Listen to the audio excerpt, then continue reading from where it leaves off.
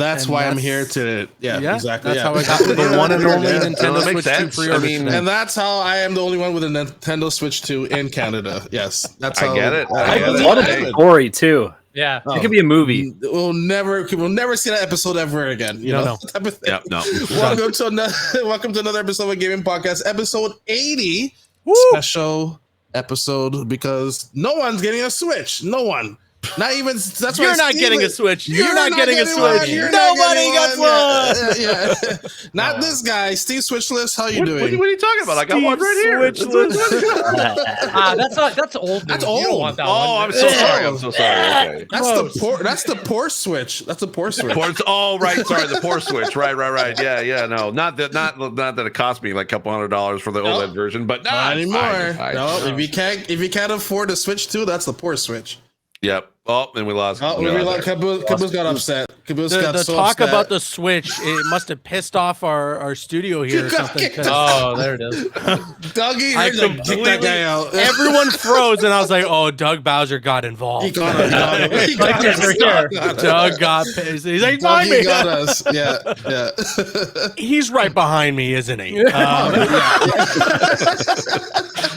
Doing the Emily thing of just trying to sneak around the back. But Steve, how you doing, man? I'm okay. I mean, like we're living through the Great Depression 2.0, or are we not? Or, like it's great times, great vibes all around. Everyone's super happy, right? Right, when you go online, yeah. I love that we just keep repeating the same 100-year history. First, we had a pandemic that was 100 years. Now we're going into Depression 2.0. Like, it's great. I appreciate it because at least we don't have to time travel to those times. Well, exactly, right? They said, forget the history books. We don't want to learn. Just experience it for yourselves. If there's nothing that puts hair on your chest more than a Great Depression, a World War, I mean, I don't know what else there is. Exactly. Yeah, it's there. It's a generational thing. Duh. Yeah. Let's just watch the whole system collapse. We go live out in the boons. Mm-hmm. Is it like measles back as well? Like like we're on the magic school bus, but there's a lot less magic. Let's run this back for the Switch. It's just a bus. It's a bus. And it's funny because we sit here like, oh, we're gonna tell our grandkids about it. It's like, no, when the Switch 3 is coming out, the grandkid they're gonna go through it too. We don't need to tell them nothing. No. Little Timmy, just you wait, bud. Like, when he's back, little Tim doesn't know what's coming for him. No, he doesn't. No. Stupid kid. This is like a movie franchise that doesn't know when to end. Like, just they're still we don't playing. Need a third. They're still probably playing Fortnite and Roblox by that time anyway. So not much has changed. That's the only thing we could. That's the only thing we could afford. It's free to play. That's why. Exactly. I mean, we got Sabrina Carpenter in it. Well, there you go. No, we're talking espresso, man. Yeah, there you go. Steve, welcome to her. How are you doing? $10. Yep. You all owe me $10 now. That's how it's going to work. Oh, what was the bet? Was the bet that the pre-orders weren't going to make it? His name is the welcome tour costs $10. A demo. You're buying a demo for $10. Exactly. You get a demo of me for $10. I mean, it's great. It's all right. No, actually, I'm doing good. I was just finished watching as of this recording. The BAFTA Game Awards just happened. I think I can actually say I was on the jury for that this year. That I can officially kind of announce that because I was on. The show's done. Yeah, the show's done. Yeah, so I was on the best performer jury for lead role. And I can say, Alec. What's his name? I'm blanking on it. Alec Newman, who was the voice actor for Still Wakes the Deep, was the winner on that one. Awesome. So, awesome. It was definitely a very interesting process, and I will say I don't care. I'll say it. I really did try to be able to push for Roger Smith to be able to win for Batman, but no. Dude, he was on the long list. He was on the long list. So good. I mean, the performances were great. Yeah, overall. a lot of great performances in that were nominated, and I actually forgot even what I voted for. So Alex Newman, Stoics did a great job. If you haven't played that game, it's actually really good horror. It's a really good thriller. game. Good game. Yeah, And a lot of good stuff. So anyway, that's been my day. Hell yeah, Riley. Guess you're going to bed early, buddy. Yeah. Yeah, I don't have to stay up late. Canada has delayed the pre-orders for Nintendo Switch 2. So Do we need to update the ticker? Don't pre-order at Walmart. You're still buying. Just I'm not. Yeah, Can't buy from Walmart. We'll buy still one buying, day. Maybe. Yeah. So Can't no, buy at Walmart. just dealing with that and looking forward to hopefully having news soon. But it's kind of my sole focus right now is in the calms of it all. You're in the calm before the calm below the storm. Calms before Yeah, the Calms before the storm. There's a poor guy camping on the Nintendo store already. In New York. Oh Yeah, yeah, New York. he's gonna be there till June. He's gonna be there for forever. If they delay the launch now, that'll be insane. Oh my He's gonna god, be there forever. Poor guy. Yeah, Anyway. I mean, they're saying the messaging right now is that June 5th is still a lock. So I think they're just figuring out a few things on their end, and I don't think they'll delay it. We'll see. This is my guess. Here's Try what to find those warehouses that have them already. I'm looking. I'm it's looking. in the States. They're saying that there are units within the States. Like I said, I'm sure it's in Brampton somewhere. So don't please just letting you know. Brampton. We're gonna do a heist, boys? Is that what we're doing? Switch 2 heist. Great Switch 2 heist. Do you guys remember when they did for the original Splatoon? They heisted a truck full of Splatoon amiibo, Yeah. and they just never found them. God. They Yeah. just never found the people who did it. Wow. Yeah, What did those Riley, people are even you do? admitting to something? I just got a bunch right of now, Riley? amiibo for You guys are Splatoon. You guys are awfully quiet all of a sudden. $10. That's crazy. Like, They they all never, fall, and they're like, oh crap! Yeah, for sure they didn't find them, right? No evidence, nothing, right? no one ever got arrested. Nothing. No. Caboose, no air- I think you're good, Caboose. I think you're good. Wink, wink. I mean, I'm me. Yeah. I would never do that. No, not you. of course not. No. Not Aaron. What's not that in the my closet Aaron. behind you? What's that? What's that in the closet behind you? Oh yeah.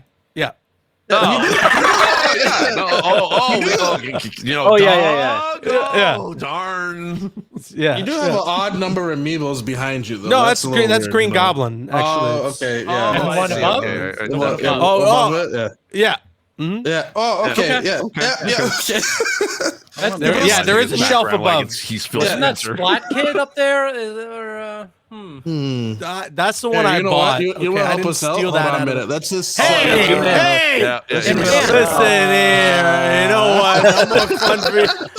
Again, I feel like that we're like analyzing his background like Phil Spencer. What's he got back there? What do you have back there, Phil? Man. Aaron, how are you doing? Oh. Whoa, okay. Green Wow, there we go. Hey, wouldn't we kill for like some Xbox stepping on Rake News about now? Well, that would be great. That would be great. But you That'd be know what? awesome, right? I'm doing good. I'm doing good. It's unfortunate. I was honestly really looking forward to jumping on and hopefully getting my Switch 2 pre-order tonight. But here's hoping we're going to be able to get that in soon. And just in general, like I'm excited. We're heading into that summer of gaming, so I'm hoping we're going to see some exciting announcements. There's rumor of a PlayStation showcase that could happen in May. But then again, the last time that happened, it was just a state of play. So I just listen. What I'm trying to get at is I want to see some gameplay for Wolverine, and I'm hoping this is the year that it happens. Okay. Caboose, are you I'm right there with doing you. any trips? Are you planning any trips anytime soon? Because Yeah. you are. Yeah. Just Well, you saying. know what? You're right. I should just plan a vacation somewhere smack dab in the middle of May, and that's There you go. exactly. If you could Hey, do you that know, for probably me, project that's when the PlayStation showcase is going to take place. that'd be really Makes nice. sense. if you That'd could be do that. You know, Let me get take it one booked for- in. We're so happy you're taking one for the team. I mean, we appreciate it. Of course, you're welcome. You're welcome. Marcel, how are you doing? I am doing great. I have my regular, version 1 Switch over here that the battery lasts for probably very no time at all. But besides Nice. that, very good. I'm doing good, hanging in there. Right. Wearing a little fancy hat here from good old Bungie. Shout outs to them. Oh, you you get the know? marathon is pack? that Apparently, yeah. is that the Little- one? That's the one. Apparently, this one will make me a god. I don't know. did you get I don't want to. Oh damn it! I was just looking in the I have the box here. The box. Box is hot. Oh. Box. Yo, sick box, dude. Sick Thanks, box. man. It's a box, man. I really appreciate it. Yeah. I was hoping somebody would compliment the box that I own, but it comes with It a has, cool it has your name on it. keycap. Yeah. Oh, Nice. cool. Yeah, so we got this is. I mean, I imagine this would be what you put on your escape key because this box is all like escape makes me a god type thing themed. I that see. makes sense. Nah, I'm gonna put it on the C key. Just Yeah, I'm gonna put it on my space bar actually. Space bar, yeah, there one you button space bar. Yeah, but I'm really hyped. Terrible. I was trying to think of like a key that would work with that. And I'm like, I was thinking space bar, but I'm glad you went Single there. key. I'm glad you went there. Terrible. I mean, where do your thumbs sit? I mean, You're just aiming and you're hitting nothing half the time. Yeah. Mashing it with your elbow. Why am I I'm typing on hard mode. Oh But my I'm God. hyped. I'm hyped for marathon. I really wasn't expecting this to come in the mail. Same. And it's kicked up my excitement. I mean, I've been a Bungie fan for however long, right? Like my name Caboose comes from a Halo web series. Yeah. I grew up playing Halo, and then transitioning from that, I have like over 1,000 hours in Destiny 1 and Destiny 2. So yeah, I'm excited to see whatever the hell that they do. I've never played an extraction shooter, so I don't know what that's going to be like. But I mean, if there's one thing I think we can all bank on is that the shooting mechanics and just the way that all that plays out is going to be great, because there hasn't been a single Bungie shooter that hasn't felt really good on the sticks. So I don't think that this is going to be one that breaks that trend.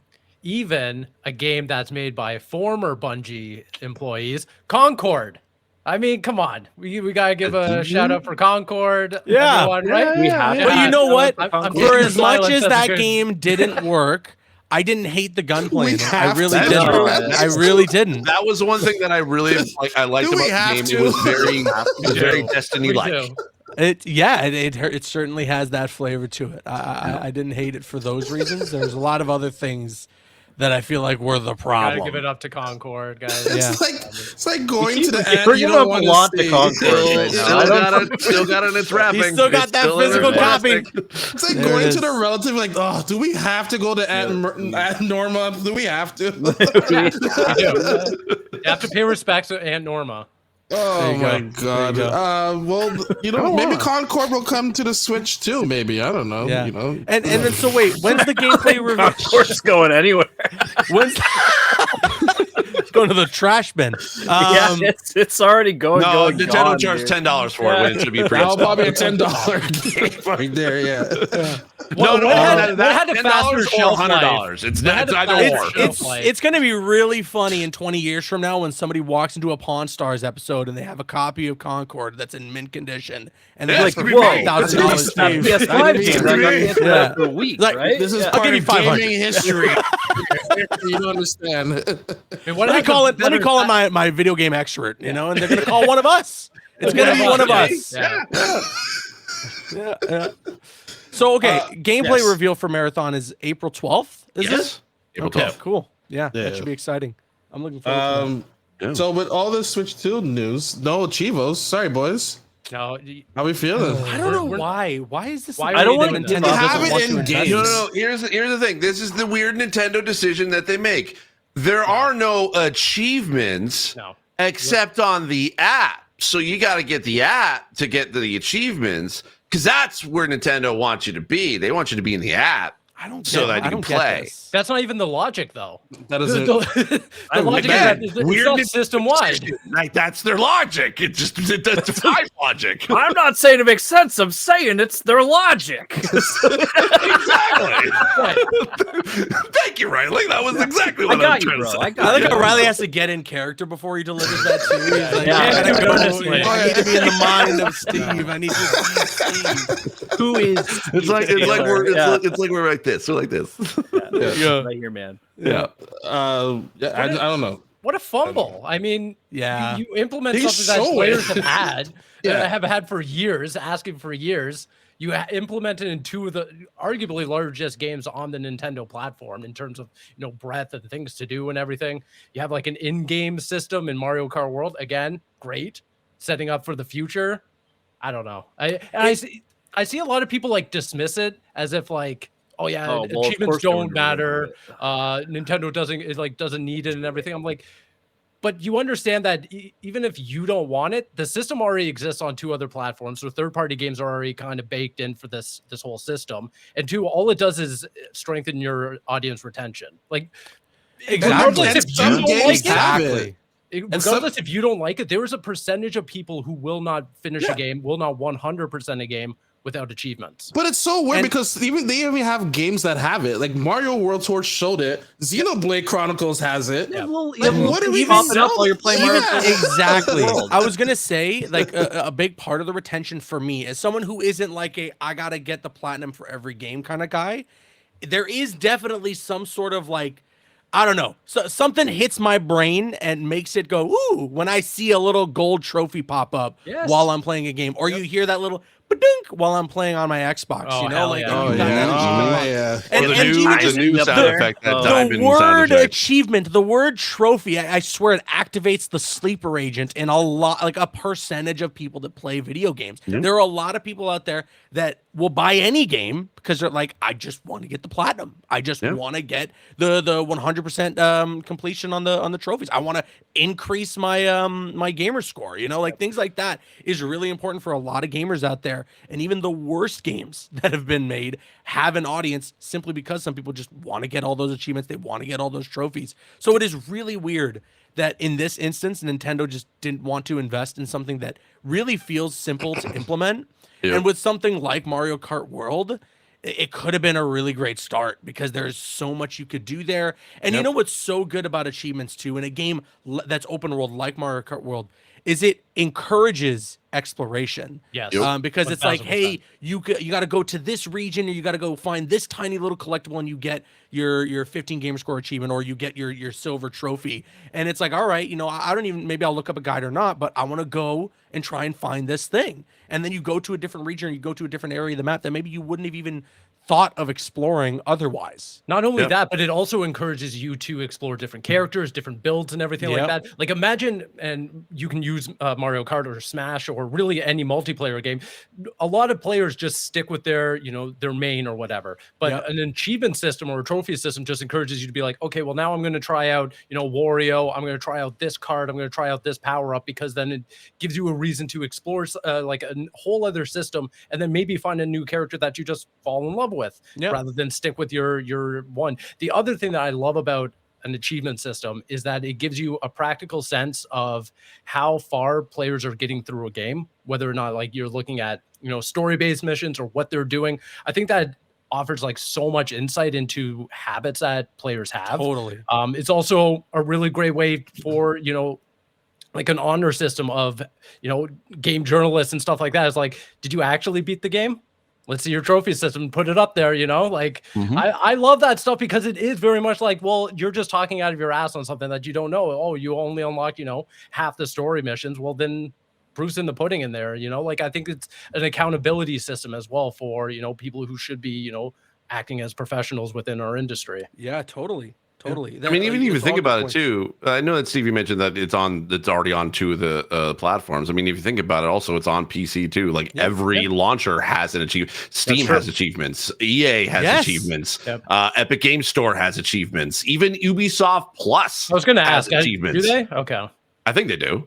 Yeah, they do. Yeah, and they even give you coins to unlock other things as well. Actually, So it's like it seems. If there was a technical reason why that they don't have achievements, I can understand that. But if every other platform can be able to do it and Nintendo's the only one that doesn't, then that's basically then the problem is you. Like it's the problem with you, Nintendo. Like there's something a problem. Like why can't you figure this out? But it seems like they did figure it out. And then they're just like, nah, never mind. They're saying never mind. It's saying it's on an individual basis.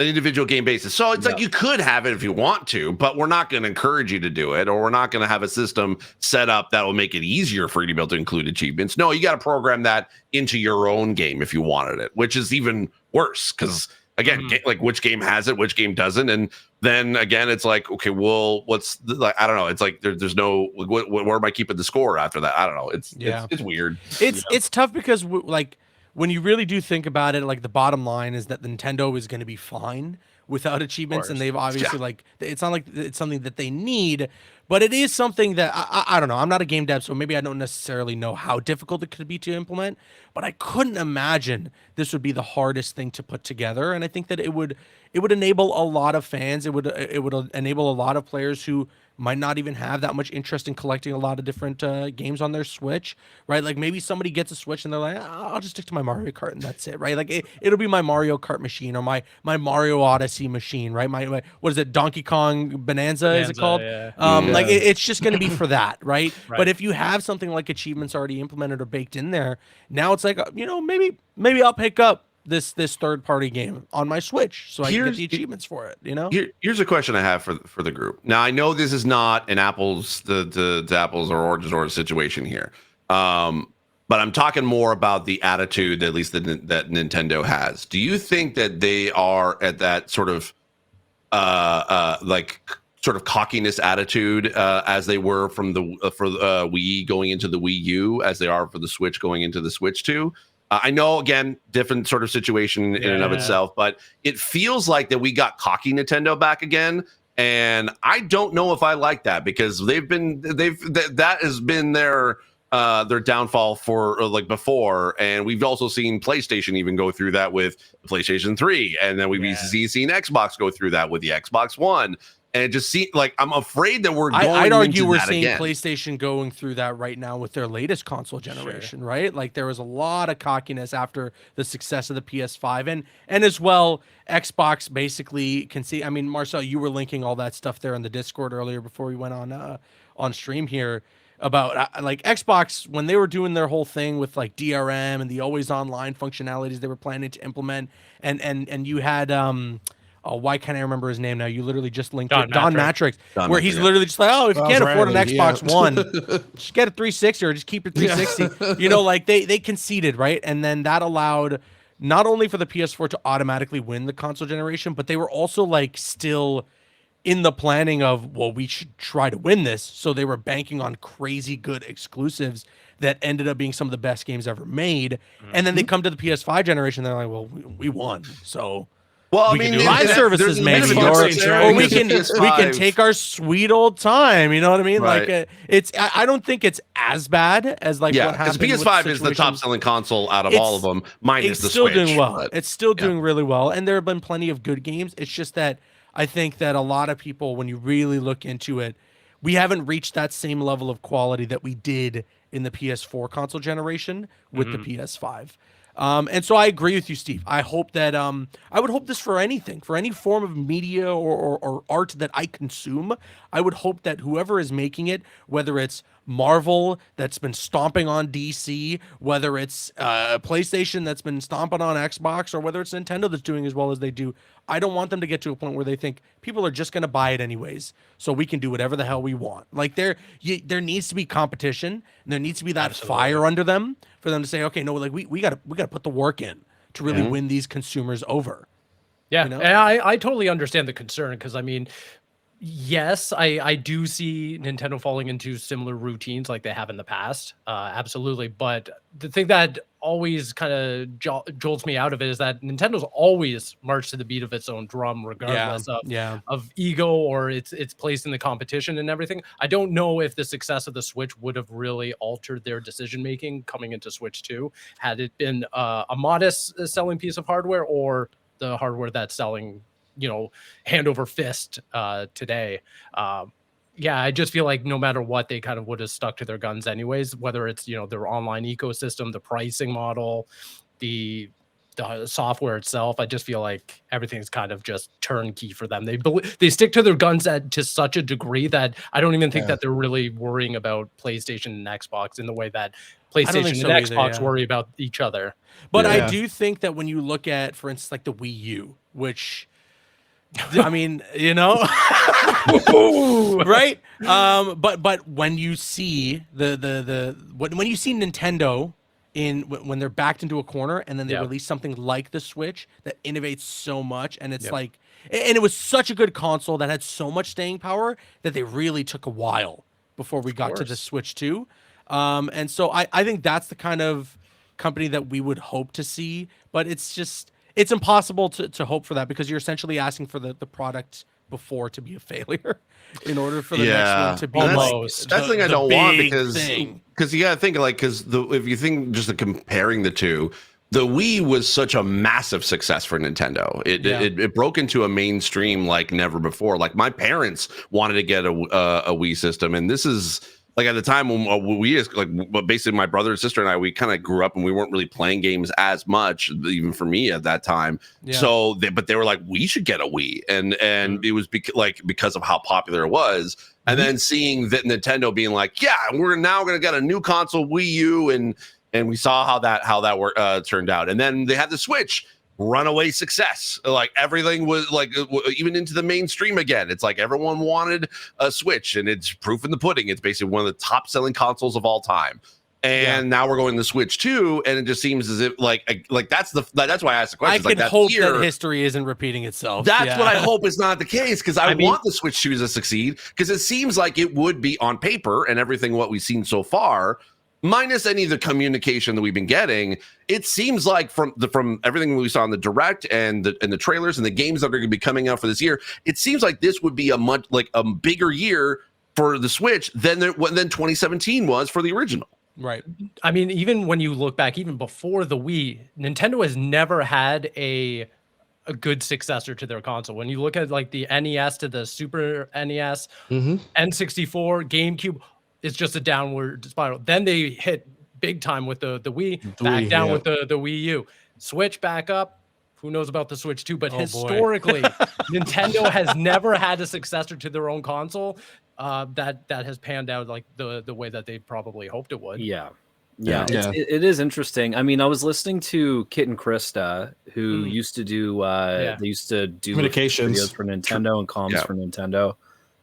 They have their own show now on YouTube, and they had really interesting insight into some of the reactions online and stuff. So I've been following them pretty closely, because they have their kind of finger on the pulse of Nintendo and how they might be reacting and things like that. Right. I mean, obviously, it's an unprecedented time, so I don't know what they're going to do generally. But looking at it, it's like the reaction even before the tariff news and stuff was like, now that we're sitting with it, I think people are complaining about the price of the console, but I think generally they do. So I think we would all agree that it's not like priced out. They didn't price out the market generally, like the fans. I think it's okay.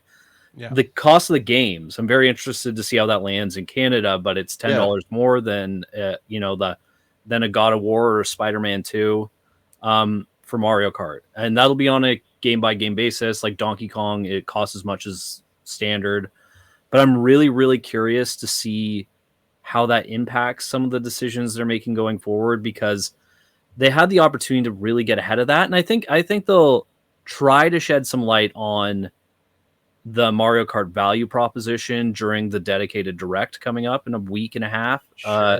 So that'll be a really good opportunity. But if they roll in there and they're like, this is why this game costs this much, and also here's paid DLC, I think it's going to go badly.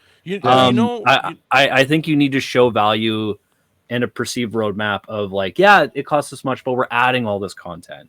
Versus it costs us much, and then we're going to charge you $50 for a year pass or booster pack. So you know what's like so scary about that though is and I've seen so many people, it's been really frustrating. So many people have drawn the comparison to be like, well, you're already spending $80 to $130 on these unfinished games. And it's like, well, that's the problem, that people keep spending this much money. They buy their deluxe editions. They get their 72-hour early access. They buy Skull and Bones. and then it's completely unfinished, and it's just not the kind of product you hope to have on the market right now. And they're calling it what, quadruple A kind of game or whatever, right? Like, and then maybe not in the instance of Skull and Bones, but when you look at some other examples, people will go buy it. People will go spend the money because they want to try out this game.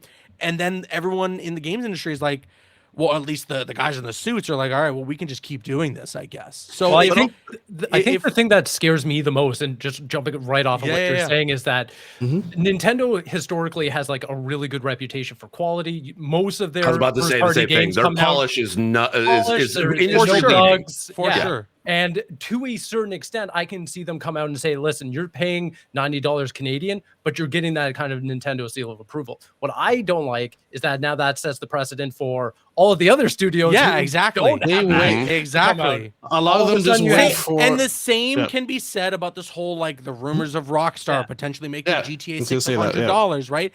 You know when you buy a Rockstar game that you are getting an extremely polished quality product, or at least a mostly polished quality product.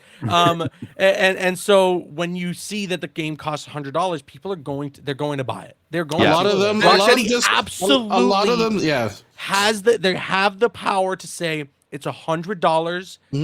Eat shit, you know what I mean? Like, all the people will be like, yes, please. So does Nintendo as well, and that's why a lot of them waited for Rockstar and Nintendo. But then when they make the move, then everyone else will follow. Yes, when you drop that pebble in the pond, what is the ripple effect then for the rest of the industry? You're gonna get Ubisoft come out and be like, hey, you love Star Wars so much, here's Outlaws 2 for $100, and again, it will eat your game save. And I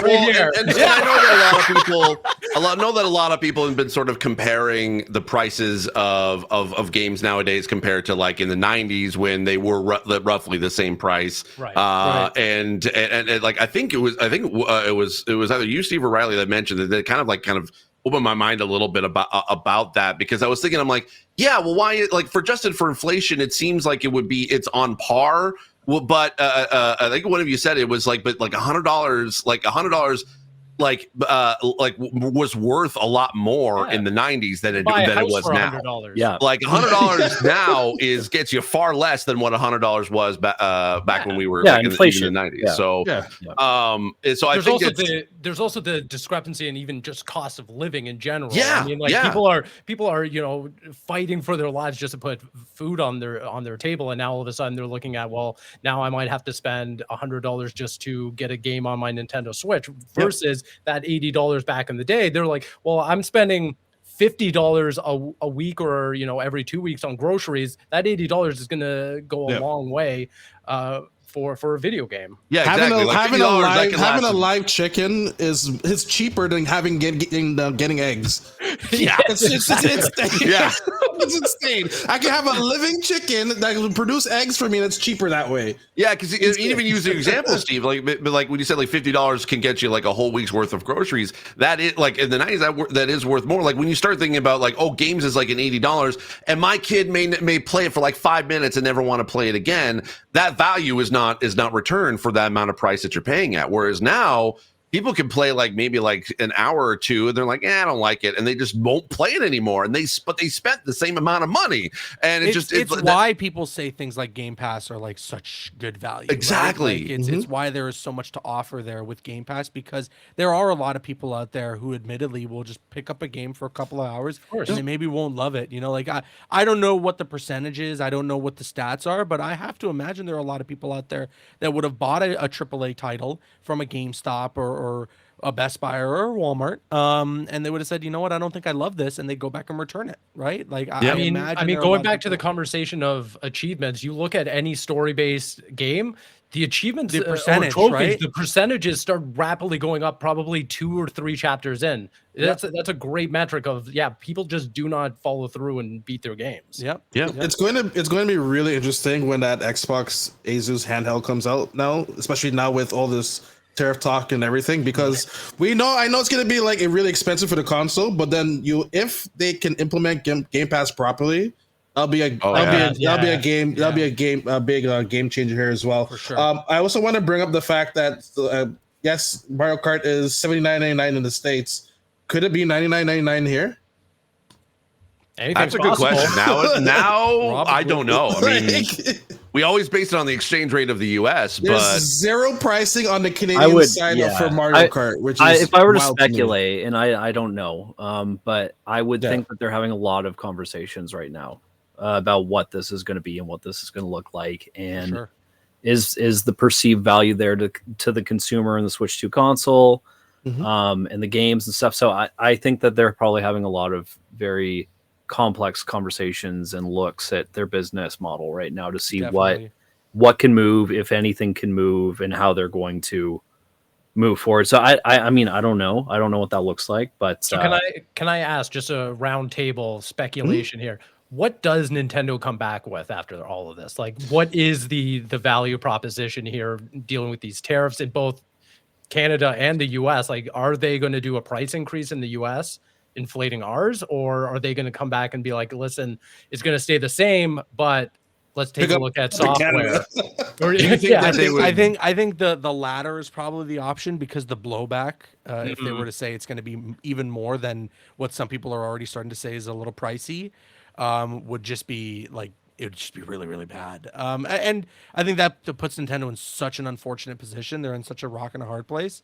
But yeah, they definitely look at Canada. I think they look at some of the other markets. I mean, I know that like it just may be like a weird way to say it, but yeah, because it sounds, but I don't know, it sounds weird in my head. But it's like, I wonder, like, I know they adjust a price based on whichever country, but now with tariffs, basically they're having like, I'm wondering if it's like, if they have to, like, do they change shipping routes or whatever to kind of make it to kind of keep the same price? Instead of straight from Vietnam, do they reroute to something else? Yeah, because you got to think as well. Because I remember seeing it, this recently when I was kind of reporting on it for my podcast. It was they moved like Nintendo moved their production from China to Vietnam back in Trump's first administration, when the fear of tariffs was happening for China at that point. Yep. So to like, this could be this could be the case for Nintendo for the next 4 or 5 years if they try to be able to even think about even bringing like a manufacturing to a country by country level. And by that point, we may already be halfway through the Switch 2 cycle, console cycle, and it may not even be worth it because people may not even be willing to buy it because of an exorbitant price. Like, it really kind of like it's to answer your question, Steve, I have no idea. Like, I really don't. Like, I would love to see the Switch 2 stuff to be finally cheaper in Canada, because I always felt that it's just like the fact that we have to go with whatever the U.S. exchange rate is for it. It sucks. Like the fact that we look at $349 in the States, and yet we see $629 in Canada. To like make that make sense, like it seems like it would like I would love to see a parity in price without having to deal with exchange rates at that point. But I have no idea. I would speculate on. I mean, obviously, the messaging that they provided today via Mobile Syrup and other outlets was that they delayed it to realign and coincide with the U.S. Pre-order dates, which are upcoming. Maybe they're changing the SKU a bit, and what I mean by that is like the bundle. Maybe they're throwing in a game that's going to be available cross border, like in North America as well. Maybe it'll be the Tech Dome with something like that. They're going to change. Maybe they'll change the value prop and try to regain some of the online chatter and stuff like that. But I really have no clue what they're going to do, because it's one of the most chaotic launches I've ever seen. Yeah. So it's impossible to predict right now. Sure. I mean, we also know too that Doug Bowser, in an interview with CNBC, said that they had imported many Switch 2 consoles ready to roll in the US in January. Other reports say around 350 to 400,000 units are already in the States. Where they went from there, I'm not sure, but like my backyard. Assume if that was January, then they probably had more in February and March leading up to this. So they knew what was coming. Had a plan. There was a plan in place. And so what I wonder though is because I think a lot of people pointed this out during that Nintendo Direct where they showcased everything for the Switch 2. They finally like lifted the curtain. They never spoke. At least there was no verbiage in the actual video, the stream of the pre-order dates. Am I correct about that? They never said pre-order start on this date. That was kind of in a press release after the fact, and I wonder, like, press release was it almost like they got their finger on the pulse and they're just waiting? They're trying to figure out. I think so. I think the Switch or the Switch 2 Direct more than likely was locked in a while ago, and but they were still figuring out what the price would be because of like the rumors of future tariffs, and I think that's why the price was released in the press release afterwards, and the pre-orders kind of came a little bit later. Yeah, they didn't list the price either in the actual video, right? No. Yeah, no, I know. This is what's and that is definitely what's going to be most interesting in terms of like how they're going to plan to control this narrative or right the ship from all the chaos happening right now, is because most people, we could say even like 99% of people that are aware of the Switch 2's existence, found it through that direct and watched that video. Not a ton of people, or at least not that percentage of people that watch that video aren't going to one-to-one translate to then Googling price, pre-order date, this, that, right? They're going to wait for that next video that pops up that showcases the Switch 2 and says pre-order start on this day, and here's how much it costs. Or they'll see like an ad from like Walmart or Best Buy or GameStop being like, hey, this is where you can TV ads as well. I think that's one of my criticisms for their presentation was that they're like, this is what it is. This is when you can get it. And it was like, well, how much is it? You know, like we didn't follow that thought through. That thought we had to hunt it down. And again, I don't want to necessarily blame Nintendo 100% for that. No, I think there was a lot of factors involved in that, and that's the thing I think it comes down to. It's like, there's a lot of weird Nintendo decisions that they made, whether like when you think about like the welcome tour being $10 or the price being what it is, or the premium price for the different games. I could see that being more on Nintendo's end than necessarily anything else. But it just goes to show like I read a story this week about the ESA saying like this is not just going to affect Nintendo Switch 2. This is going to affect everything in gaming, from buying physical copies of games to gaming hardware. Like it's going to affect everything across the board beyond just Nintendo. Just the Nintendo Switch 2 is the lightning rod. Yeah. I mean, that's what I was saying last episode. I mean, like, we are effectively going to see a lot of families, a lot of people just priced out of this hobby altogether within the next 4 years. And I know, Steve, you mentioned it before that the hope would be that at some point Nintendo just is able to start manufacturing in the US. And Riley and I have spoken about this extensively of like, while that is the goal, I'm sure for the Trump administration and probably a lot of these companies is like, maybe we can get a facility up and running in 4 to 5 years. I'm totally less optimistic in that because you have a whole bunch of chip manufacturers in Taiwan and China who will just basically be like, we're not moving to the US. We own the power all in this whole thing. And then the other thing to really consider is that, sure, Nintendo can start making all the Switches that they want. What happens to the rest of the supply chain? Where are the trucks coming from? Where's the gas coming from? Like, where are the supplies to make a warehouse and the factory? Like, none of this works. Like, none of this people power. The manufacturing engineers that are needed for it, their talent is in Asia. Like, it's in India, China, Taiwan. They don't have that in North America. Think about this: the price to pay for these people to manufacture. We're playing on Switches and at this price point because we're undervaluing their labor.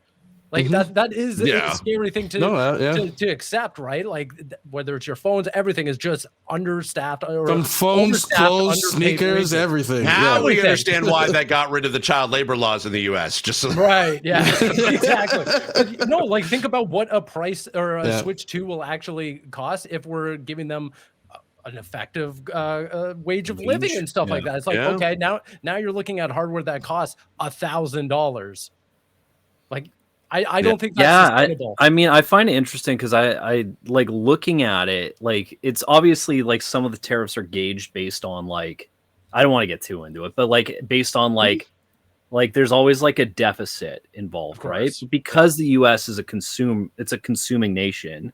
Yeah. There's usually a large deficit. So like the deal that I think, and I don't know, but it seems like it's like, well, you have to import X amount of our steel, as well as dropping like the percentage increase on these, like getting dinged on these products, and then bring that in. So which then it like brings up, like ramps up the manufacturing process in the States, to make things over there because they're buying the US steel to put in the switches to blah blah, but like all of it is like cost.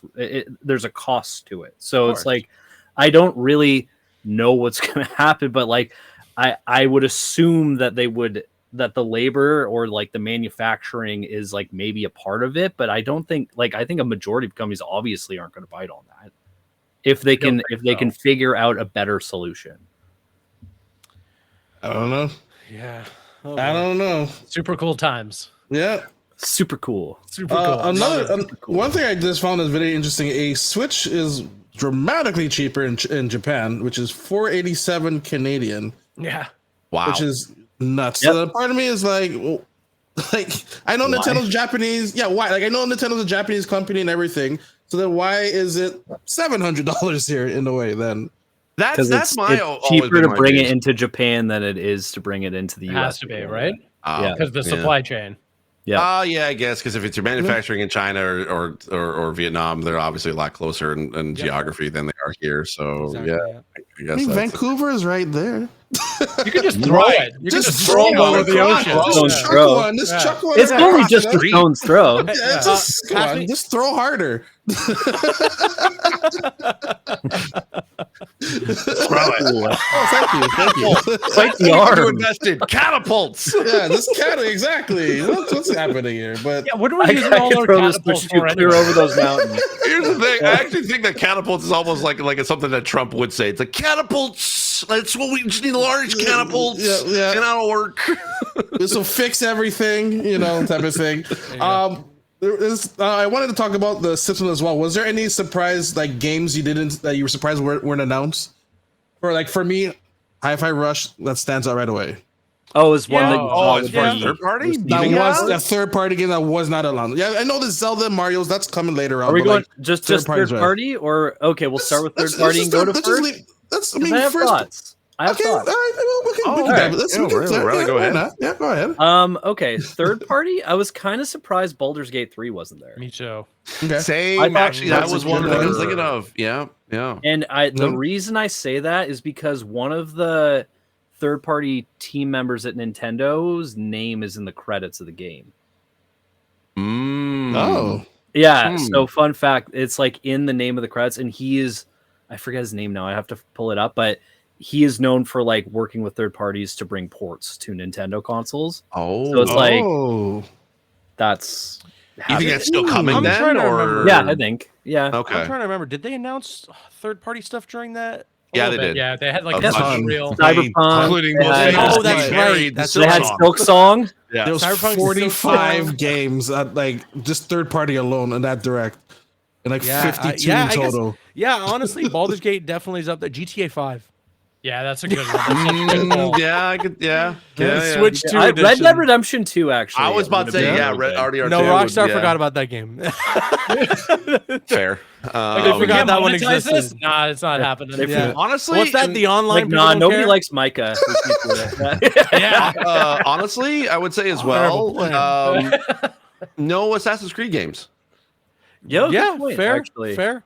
Yeah, no, I would have loved to have been able to see at least maybe not necessarily Shadows, but Origins. I can't believe they got I have been or Odyssey, after Shadows. Mirage. Listen, I didn't even love Shadows. I wasn't over the moon with it. But after playing Shadows, I've been just on the Assassin's Creed which one are you so playing? I played Odyssey for the first time. yeah. Hey. Best Wonder Loved Woman it. game we're ever gonna get. Yeah, I was literally saying the same thing. I got the Amazon set of armor, and I was like, "This is my Wonder Woman game that I'll never get." There you go. So yeah, and then now we're in the midst of playing Origins. But I was like, you know what? I saw that there's the Ezio collection. So I was I gotta get it. I think I gotta get it. There's Assassin's Creed 3 was remastered, but I don't know. I don't remember loving Assassin's Creed 3. It runs not great. Not great. How's the Ezio collection? Connor's not fine. my favorite Cool. assassin. Cool. Yeah. I would love to be able to see a remake of that one because especially for accessibility, because there's a lot that I can't play. If AC3. By the way, fun fact: the very first Assassin's Creed does not have subtitles. Not at all. Really? There is 0 subtitles in Assassin's Creed, the very first one. Yeah. That's why it's so amazing to see how far the subtitles have come along and go from the first one to Shadows. You can only play the first Assassin's Creed just in terms of consoles on Xbox, right? PS3 as well. I know it was on PS3, on but like on Xbox modern consoles, I think the only one is Xbox. For backwards compatible. Yeah. That's kind of crazy that they haven't done something with that, because that was like the OG. But I think probably people would be more interested in the Ezio collection than necessarily just going back and remaking one. That's fair, that and Black Flag. Like I think the Ezio collection, Black Flag are like the ones that I think everyone would want to see. I'll counter to say that all the Ezio games still hold up and are still like great games. I can imagine. There's quality of life and stuff that people would want. But when you go back, Assassin's Creed 1, from what you mentioned, obviously not having subtitles, but just in general, like didn't really age as well. That's the one where I was like, I really wouldn't mind if they would just remake it. I personally would love it because I think the story would be interesting to kind of see like from the beginning. Story. Altair is one of my favorites too of all the protagonists, so I'd be super down. Sorry, I didn't mean to derail the conversation. I've been on the AC I brought binge. Assassin's Creed, and it was, I've been on the AC. I I've been like getting into the lore. I'm learning about the Isu and the Brotherhood, and we can have chat for hours. Hell yeah, man! I gotta ask you about some stuff on like spoilers for Odyssey later. So we'll check. I've been wanting to get your thoughts on some. Take it offline, gentlemen. Take it offline. Take it offline. Yeah. I would say Assassin's Creed Baldur's Gate. I think I would have loved to have seen. I think. I even say Liza P. Or even now that From Software has like Elden Ring, what other like maybe Demon Souls, because they did remake that for the PS5. Could they? Is there any ownership from PlayStation on that? I feel like good point. Yeah, that may be it because it is an exclusive for the PS5. Okay, they own it, not Namco. No, they what was cross or not cross platform, but what was like third party from Software? Sekiro's not. No, it's just Elden Ring, and then Elden Ring, Sekiro didn't get Dustblood port. Yeah. I guess that's Activision. Well, actually, on that note, we're talking about Activision. Like, I'm surprised Xbox wasn't here. Like, I assume their collection is going to be doing their own. Like when they do a third-party showcase, I assume that Microsoft is going to be leading the charge on that. I even wonder if huge announcement made by them. I even wonder if it's going to be just that Xbox does it through one of their showcases. It could be that too. Because if they have another summer showcase and they have something happening in June, just right around Summer Game Fest, which is, I mean, that's usually what they do, right? Mm-hmm. So if they were to do something like that again this year, maybe they take the time out of their showcase to say, hey, this game and this game and this game are all coming to the Switch too, which is out now or something like that. Yeah. You know? Which games do you think that they would put on? Because I would imagine Hi-Fi Rush, of course, Sea of Thieves being the Master Chief Collection. Master Chief Collection. I could even see Indiana Jones. I was gonna say if Indiana Jones shows up, that'll be really impressive. Just for like writing and everything. How much of indie do you think is like that? That really can only work. Here's the thing. I played indie on my ROG Ally on the way to the Game Awards, and I had to play it, of course, at like kind of like more low settings.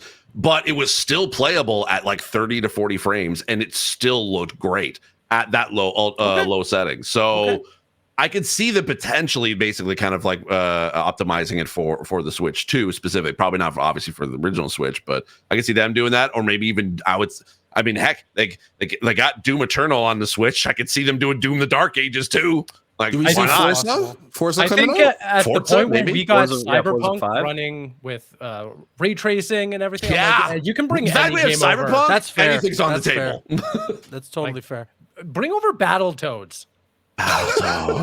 We got that in the virtual console, but like the newer one that they made, that should be there. Killer Instinct should be there. Sure. Like I think all those. Can we just do anything with Killer Instinct and like can Xbox fight back? Like the FGC is so PlayStation dominated that like Killer Instinct would be. This is like a really good time to bring back a game like Killer Instinct, because is Killer Instinct M rated or is it T rated? Yeah, I think it's M. Is it not? Is it M? A lot of blood in it. Because one thing I will say that makes Mortal Kombat so difficult to compete with games like Tekken or Street Fighter is because it's M rated and because it's so gory. It's really, really difficult to get those in the international markets. According to ESRB ratings, it's rated as teen. Yeah. So there you go. So I think that Xbox has really got to bring Killer Instinct back and go all in on the esports side of things, because fighting games are so big, and especially fighting games that are accessible in these international markets, they end up being massive. Like Tekken is in such a bad spot for the community right now, but it's still making a ton of money because it's just such an easy buy for those international markets. Just wait for Tekken Switch 2 edition, by the way. Tekken 8 Switch 2. Yeah. There you go. I'm Another side tangent. Xbox, please, for the love of God, bring back Killer Instinct. Do you think this is probably more a question for you, Aaron? Do you think that they would actually do a proper port of Mortal Kombat 1? not the shitty sort of like low graphics version. Not the one where they were like, listen, there's such a huge market on the Switch, we should just make a garbage Switch port for the hell of it. Yeah. I could see it. I could see see NetherRealm being like, hey, here's the Mortal Kombat 1 you wanted. Here's the Nintendo Switch 2 edition. Switch 2 edition. I can even see them doing the same thing for Hogwarts. Hogwarts Legacy also had a really say that it's coming to it's coming out on Switch 2. Did they confirm that? It confirmed it. And it's not only that, it even looks better than the PS4. Apparently. It does. Yeah. There you go. So that's the funny thing is like someone put Street Fighter 6 on Xbox Series S next to running on Switch 2, and it looks better on Switch 2 and runs better on Switch 2. Well, they announced Street Fighter 6. I think Fighting Ground, I think, is what's coming to Switch 2. Yes. Yeah. So, and it's going to be like you can do cross-platform battles and stuff like that. Yeah. So it's like it's legit. It's legit. That one was interesting because it like when they announced it specifically, it was Fighting Ground. It's like it's not the full Street Fighter 6, so it's not the story mode. It seems like, or no, it's the entire game. It's the full thing plus the first two seasons, I think. Yeah. Okay, the way that they put in the trailer was just Fighting Ground, and that was it. That's all they showed, but like they have like World Tour and like they do. arcade. Okay, they have everything, and they added the Twitch gimmick where like there's like a calorie burner mode where you just like wagging switch things around. So like they added some new modes as well, but it's in crossplay everything. Nice. Yeah. Riley, what first party games you want to see? I still think that we're gonna get a 3D Mario. I'm still like locked in on it. I think it's gonna happen. You think it's this year? No. I don't know. Their calendar's so stacked. I don't know if they have. What's our like holiday game? I mean, Pokemon. Did they announce a date for Bonanza? Kirby? I think Pokemon. No, they said 2025 for. I also think. So I think 3D Mario. I think we'll have an announcement by the end of the year for it. Yeah, and I think Smash Brothers. Yeah, I think Sakurai's really. You Sakurai's, think that early? I think he's got it too. I think he's got it. The thing with these evergreen games, like a Mario Kart or an Animal Crossing, or they have the Zelda HDs now, or Smash Brothers, you want them out within the first year to two of your console. You want them out as soon as possible. Yeah. Because like every year that it's not on the platform, you're missing out on millions of sales. Yep. Especially holiday time. Need it there. Yeah, you need it there as soon as you can because that'll just carry your console. So it's like that to me is like something that they'll do, or I think they are actively doing. Is that based off of history with the first Switch, or is that pre like? I think pre-Switch? General strategizing too, but also like for this first Switch, we got 3D Mario, Zelda, Mario Kart, and then Smash Brothers was 2018. So it's a year later. In a year. So I think if you can do it in the first year, man. Yeah. Well, so he started his game over 2 years ago, and which we now know was Kirby, at least just Kirby. Do we think that's the same? That's the same game? Of course, he's directing it, so I would. Yeah, he's directing. But it's do we think that's what he's been working on maybe for a while, and then this game that he's been saying like. Well, we know he had like a gap in between Ultimate's DLC completion because he did the YouTube channel right in that gap, and then he had to keep doing the YouTube channel while he was also working on Kirby. Oh, okay. So the guy's like, he's like a multi-project guy. That guy just is all in on everything he does. No, that's what I figured. It was just I was trying to figure out the timing of it all, like with like what whether or not he's like, is that the game that he's been working on for within that 2 year period or not? Well, so. I think, and I saw. I'm gonna take the idea from Maximilian dude. Also suggested this. He's like, that guy's working. He's got a multi-game deal, and I think it's like you can see them also working on because like last year. Smash Brothers Ultimate development had wrapped. It was totally done. Yeah. And then all of a sudden it had a Spirit event, and then it did like 4 waves of content just dropping in that game. And it's like, well, someone's working on it again, obviously. Sure. Yeah. So my assumption is that the Kirby Air Riders team is like, they're going to be done. The game could be done now. I don't know, but like finishing touches in the next few months because this thing launches this year. And then all of a sudden it's like, well, then what? And it's like the Switch 2 edition games. If you're running like an ultimate port, an upgraded port, and then you can scale it afterwards too. Like, I think that's probably the plan. So hold on 1 second. I want to ask. So, do you think it's going to be a Smash like Ultimate Switch 2 edition? And also, Nintendo also didn't show off anything about online. What are we gonna learn anything about like how to like what's the online infrastructure as well? Like, is this gonna be rollback netcode? Like, what are we talking about for online play? I would think rollback for Smash. It's just like for fighting games, it makes the most sense for one-on-one battles and stuff. So I would assume rollback in some form. There might be a wrinkle Switch to that edition, right?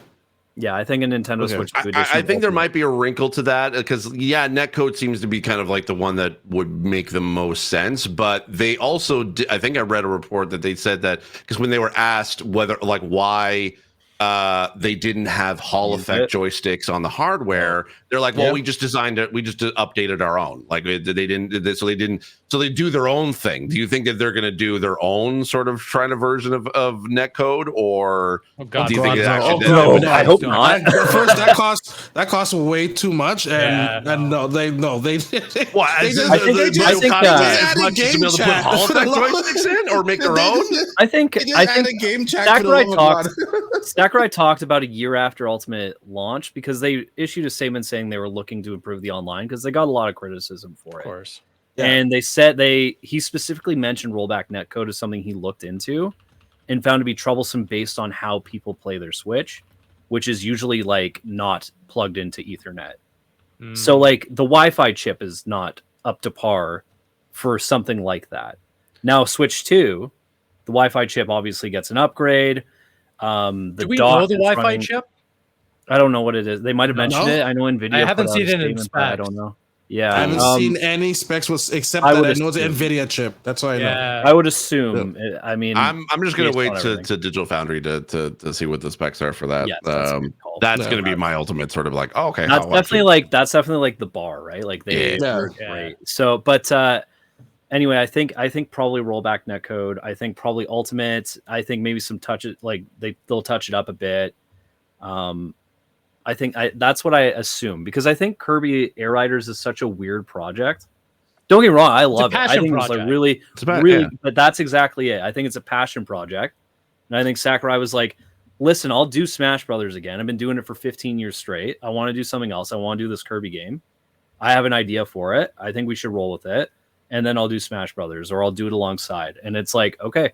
We'll give you there's no world where Nintendo says no. Yeah, no, exactly. Yeah. Do you think that it does it need to be like an upgrade, like basically like a Switch 2 upgrade, like they've been doing for like Breath of the Wild and Tears of the Kingdom and all that, or do you think it has to be a sequel or a new game altogether, like Mario Kart World?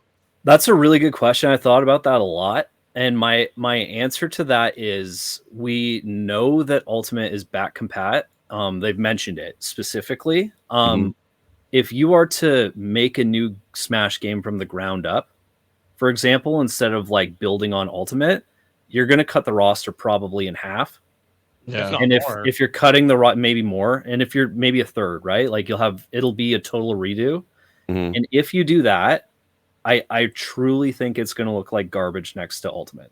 I agree. I mean, like I think that's the only flag because like if the roster's there, it's like, well, I got Banjo-Kazooie and Sora and Cloud Strife and Steve from Minecraft and all these characters, and they're not in this new one.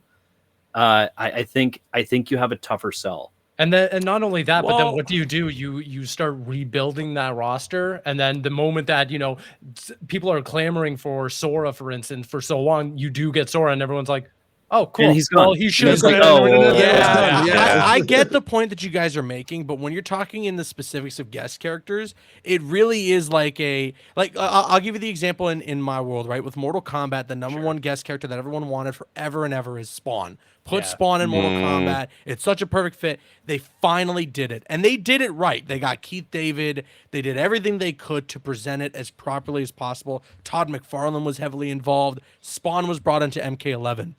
The unfortunate reality is MK11 kind of sucked as a fighting game when compared to the rest of the Mortal Kombat franchise. So everyone was like, damn, he looks so cool. He's presented so well, and he's in the worst playing Mortal Kombat game. But I don't think that a lot of people were saying when going into Mortal Kombat 1, man, I wish they brought Spawn back into this. Man, I wish Freddy Krueger was in this one, or Jason. It's just like guest characters are kind of guest characters. They're in their own little bubble. It's in this fleeting moment. They did it. It was huge. People went crazy. I don't think that it's going to be something where if they were to make the next Smash game and they're missing out on all these awesome guest characters, that people are going to hate it for it. They're going to get it because there's going to be a lot of new guest characters and new exciting ideas. There's always going to be the next big character that people want to be added into these games. Whether it's Master Chief or Marcus Phoenix or something like that, right? Like there's going to be a new highly requested character. Aaron, I agree with your general sentiment, and I think that I do would be too. exclusionary, like outside of everything except Smash Brothers, because you came out with Smash Brothers Ultimate and said everyone is here. Yes, you cannot top that timeline. You cannot tagline. You cannot top that image of all the characters there. Yes, and then go back to just imagine the social photos that would be like, everyone is here, and then you go wah, wah, and it's I know. I know. It's like, but for what it's worth, I imagine that whenever they come out with this next Smash, it's inevitably going to end off or cap off with a roster size that is similar or bigger than whatever they did with Ultimate, because everything's got to be bigger, or it's at least got to match what they did with the last one. And then you're looking at the possibility of a ton of new exciting reveals and exciting DLC characters and content that they're going to add into the game. Things that people wanted in Smash Ultimate but couldn't get. Things that people never would have expected they would have wanted in Smash Ultimate and they're going to get. It's going to be just as exciting. It may seem at launch like, damn, you're hearing the 20th Century Fox song with Ultimate, and then you're hearing the flute version when you look at the next one. When you look at Super Smash Brothers Supreme or whatever Peter Griffin. You know what? Let's do it. So I think that they'll find a way to capture that same level of excitement, because Sakurai's a freaking genius. He knows what he's doing, and Nintendo will put up the money if it means bringing more and more people in. So my only slight counter to that, because I totally generally agree with the sentiment, like fighting game fans are like what's new, what's next, right? Like I think that's generally the guest character sentiment. But Nintendo also makes little statues of each of these characters that they sell for $30 a pop to all the collectors. And if this new game comes out and Sora's back in it, like all of a sudden all these things start, like there's a reason to maintain things and keep scaling it, because it's another new toy, it's another new thing, it's a new game, and these people didn't have this, so we're reprinting it now. And it's like, even like going to the Nintendo store in Kyoto, I went there and they have a wall of all of the Smash Brothers amiibo. Right. And I'm like, as long as this is like a relevant thing, they're just printing money. Like it's just like boom, boom, boom, boom. So it's like, they brought him back for Street Fighter and amiibos. Yeah, they did, and they're reprinting the Street Fighter Smash Brothers amiibos for it as well. So it's like there's like, obviously there's multi-use to them as well, which is great. But I think that for Smash Brothers in particular, and given the workload that it seems Sakurai's taking on, I do think we're probably getting an Ultimate Switch 2 edition rather than an entirely new one, which then they can just keep building it for 7 more years or whatever they want to do with that. I think that's easier for players to accept and be willing to buy into, because Smash Ultimate just was a good game to begin with. I think, well, I agree with you, like Aaron, like everything with Mortal Kombat, you're going from a bad game to a good game. And I think that's a lot easier for players to be like, yeah, with the old and with the new. Here, everyone's like, no, we just want more of what we know. We want more of what we love. And if we can just continue building upwards, like you're suggesting, Riley, continue with those licenses, bring in new characters, and then maybe rework some of the back end, like online netcode and stuff like that. That's, in my opinion, the best case scenario for this game moving forward. Yeah. I think those are all good points. I think that no matter which way you slice it, there's a big win for the Smash Bros fans. I'm with you, Riley. I would love for it to be in the form of, we're just bringing in Smash Ultimate, but we're going to continue to expand on that. But I could also see the value in them saying, well, if it has a new name, if it's called Super Smash Bros. Supreme or Super Smash Bros. Ultra or something like that. I hear that. Like, people are like, oh, hell yes, new Super Smash Bros. Right? That's rated M, Marcel. So I think that I hear that too. Yeah. It's true. And that's what's so interesting about it. But yeah, my only thought process is I think you want it out in the first 2 years. So if the turnaround time they can get that out, then like a new game, whatever that looks like, I think that's fine. I think a lot of the characters have also gone through a few aesthetic changes. Like there's a new Ganondorf design. DK looks totally different now. You add new skins, you know. Yeah, clouds and everything, you know. Yeah, I would think I think it translates well to a service game. Yeah, for sure it does. Like you can do that the whole lifespan, and if you have now a perma team, and it seems like they do for Mario Kart and Smash Brothers, what is it? It's Team S and Team 2 that they set up at Namco Bandai. I would assume those are the Mario Kart and Smash teams that are just going to be service like forever. So. I don't know. I mean, it's true. It's like, it's hard to say which way it would go. If I were to put money on it, if Sakurai is dual wielding projects right now, I would think it would be a continuation, but maybe a new type of game with a lot of returning characters would sell well too. I think it'll be less work for him as well, because last time that like Smash Ultimate almost killed him. He's talked about how the DLC was like obviously a much better workload for him to just like go through. So if you can just maintain that sort of rhythm, and then he can do another Kid Icarus on the side. If the workload is like that, if he's doing Kirby Air Riders and Smash, like he can just keep scaling projects and doing multiple projects. Very true. Very true. Well, that's all we got for today. Aaron, I'm going to start with you. I know you had to head out very soon. So what's going on for you the rest of the week? Not much. That's it. Just been playing a lot of Assassin's Creed and enjoying that. Marvel Rivals Season 2 is starting this week. I've got the early access. I already got to try out Emma Frost and all the new patch, all the stuff that's coming with the patch. So I'm excited to jump in when Season 2 officially launches on Friday. And that's it. You know what? I'm just getting ready for it to be summer, because like, what the hell is happening with the weather, man? Honestly, I know, right? It's to piss me off. Well, I'm real cheesed about it. I'm mad. Awesome. You know, I'm gonna go reverse. Riley, what about you? Not much. Now that the day is over, I guess I can chill out. You can go relax. I survived, which is cool. You're like the chains breaking off right now. You know. Free. I guess a lot of probably hurry up and wait on my end. So I'm looking forward to seeing how the rest of the week progresses. Hey, you know what? On June 5th. At Walmart, okay? By now, Walmart, yep. By Walmart, right now.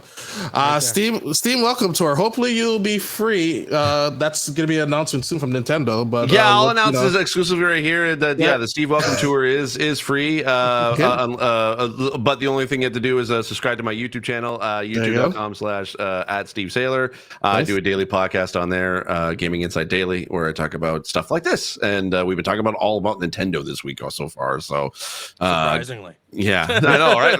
No other news that's important. Streaming on Twitch as well. I've actually been I have a sponsored stream that I've been doing. It's where I've been playing Star Trek Fleet Command. You know, I'm a big Trekkie, so I've been enjoying that. And so that's basically it.